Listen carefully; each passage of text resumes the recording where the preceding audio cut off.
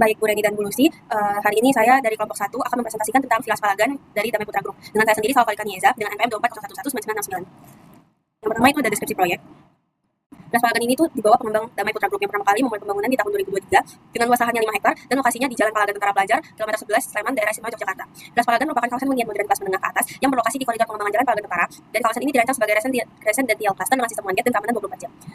Hunian di kawasan ini mengusung fasad seragam dengan konsep standar Devian dan jaringan dan pembangunan di daerah pekarangan ini tuh sudah memakai jaringan listrik bawah tanah serta ruang terbuka hijau yang tersebar di berbagai titik di pekarangan perumahan ini. Nah, di perumahan ini juga terdapat fasilitas meliputi gym, kolam renang, musola, taman hijau yang menjadi nilai tambah sebagai nilai jual dan nilai perumahan ini.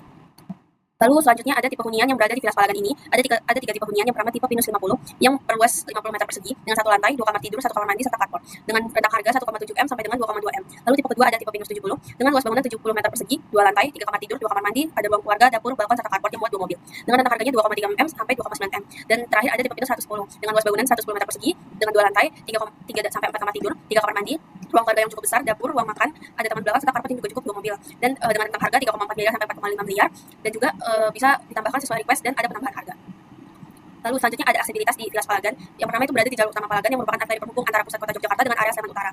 Lalu juga akses mudah ke fasilitas umum, kurang lebih 15 sampai 20 menit menuju pusat kota Yogyakarta dan kurang lebih 10 menit menuju Ring Road Utara, dekat dengan area komersil di sepanjang Palaga seperti kafe, restoran dan hotel sekitar. Lalu untuk transportasi, jalan depan kawasan dapat dilalui dengan kendaraan pribadi dan transportasi online. Sangat mudah untuk mendapatkan Gojek atau ojek online karena berada di jalan yang masih cukup besar.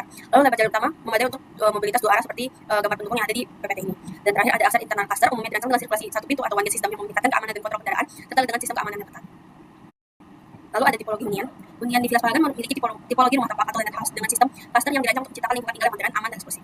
Tipologi ini ditandai dengan fasad seragam, desain minimalis serta tata masnya rapi untuk menjaga identitas visual kawasan. Setiap unitnya memiliki karpet terbuka tanpa pagar, ruang hijau kecil di depan rumah dan 2 pilihan rumah lantai tergantung tipe unitnya. Ada Pinus 50, 70 dan 110. Serta penataan kafling mengikuti grid yang teratur dengan jalan lingkungan lebar sehingga mendukung sirkulasi kendaraan dan workability.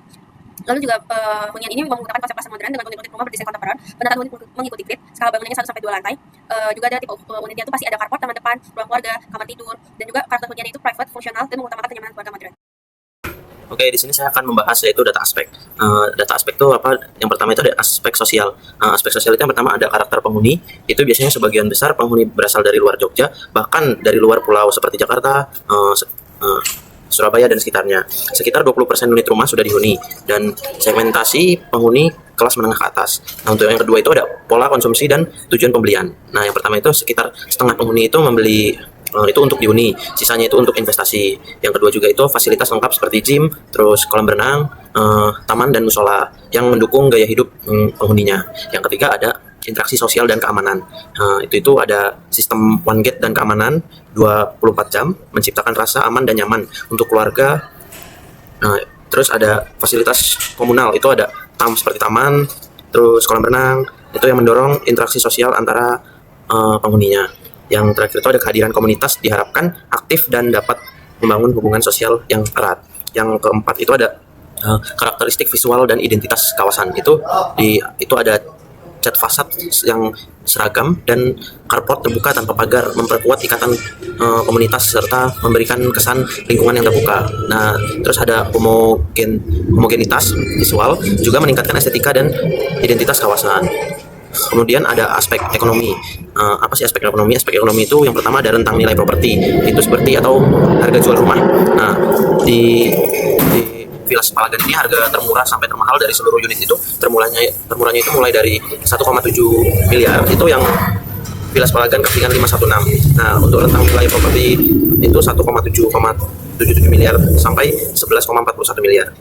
Untuk rentang harga tanah itu berdasarkan hasil perhitungan dari price list-nya itu, harga tanah di Vilas Palagan itu berada pada kisaran 14 juta meter persegi hingga sampai 19 juta meter persegi. Nilai terendah itu ditemukan pada unit dengan lahan besar seperti Kaflingan 401, itu tanahnya itu 284 meter persegi dengan harga 3,9 miliar yang menghasilkan harga tanah sekitar 14 juta per meter persegi. Sementara itu nilai tertinggi terdapat pada unit-unit dengan luas tanah yang lebih kompak seperti Kaflingan 520 Mejanin, itu tanahnya itu 117 meter persegi, harganya itu mulai 2,287 miliar yang menghasilkan harga tanah sekitar 19,5 meter persegi.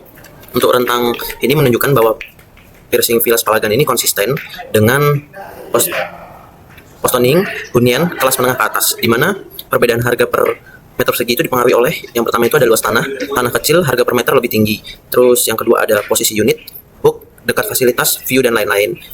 Terus ketiga ada kelengkapan itu seperti fitur atau tipe bangunan. Kemudian yang ketiga itu ada aspek ekonomi. Apa sih aspek ekonomi itu? Aspek ekonomi yang pertama itu ada nilai investasi kawasan. Itu yang pertama ada kawasan termasuk segmen menengah ke atas, sehingga memiliki nilai jual properti yang relatif tinggi. Kemudian banyak konsumen membeli unit sebagai bentuk investasi, bukan hanya untuk dihuni. Selanjutnya itu ada fasilitas premium. Itu ada clubhouse, ada gym, kolam renang, taman. Itu meningkatkan value, ada dan daya tarik investor untuk membeli sebuah hunian di sekitar situ. Yang kedua ada pertumbuhan. Halo semuanya, saya Dr. Bangun. Saya akan menjelaskan aspek lingkungan atau ekologi pada Vilas Palagan. Yang pertama, kondisi fisik lingkungannya. Kawasan memiliki air muka tanah yang tinggi sehingga tanah cepat menyerap air setelah hujan. Kondisi tersebut menyebabkan beberapa dampak teknis seperti kemesanan dan kelembaban pada bagian bawah bangunan, potensi bekas air rembes pada dinding bawah, tekanan air tanah meningkat mempengaruhi struktur bawah, pekerjaan pondasi lebih kompleks karena area mudah becek atau tergenang, membutuhkan drainase optimal terutama saat hujan deras. 2. Infrastruktur lingkungan atau fasilitas umum. Menggunakan sistem drainase tertutup bawah tanah meningkatkan kinerja pengelolaan air hujan. Jaring listrik juga ditanam pada bagian tanah sehingga kawasan terlihat rapi dan lebih aman. Dan itu juga membuat fasilitas tersebut aman dari angin dan bencana ringan.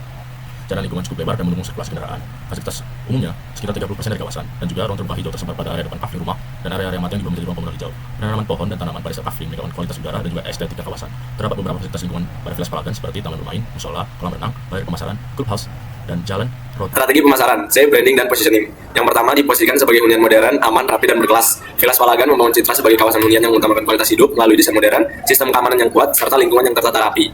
Positioning ini menempatkan proyek sebagai pilihan premium bagi masyarakat yang mencari hunian nyaman, estetis, dan bernilai tinggi. Yang kedua, privasi dan keamanan atau one gate. Konsep one gate system menjadi elemen kunci branding yang mempertegas eksklusivitas dan privasi kawasan dengan satu pintu akses masuk yang diawasi penuh. Yang ketiga, kehidupan komunitas yang aktif dan connected. Branding kawasan tidak hanya menonjolkan fisik bangunan, tetapi juga gaya hidup komunitas. Vilas Palagan dipromosikan sebagai lingkungan yang mendukung interaksi antar penghuni dengan fasilitas yang memungkinkan kegiatan sosial, olahraga, hingga aktivitas keluarga, sehingga tercipta komunitas yang hidup, aktif, dan saling terkoneksi. Yang keempat, investasi jangka panjang lebar di jalur berkembang koridor Palagan. Koridor Palagan dikenal sebagai area dengan perkembangan pesat dan permintaan hunian tinggi. Positioning ini menekankan bahwa membeli unit di Vilas Palagan bukan hanya keputusan gaya hidup, tetapi juga langkah investasi yang strategis. Kenaikan nilai proyek, permintaan sewa yang stabil, serta pengembangan infrastruktur menjadikan kawasan ini memiliki investasi jangka panjang yang kuat.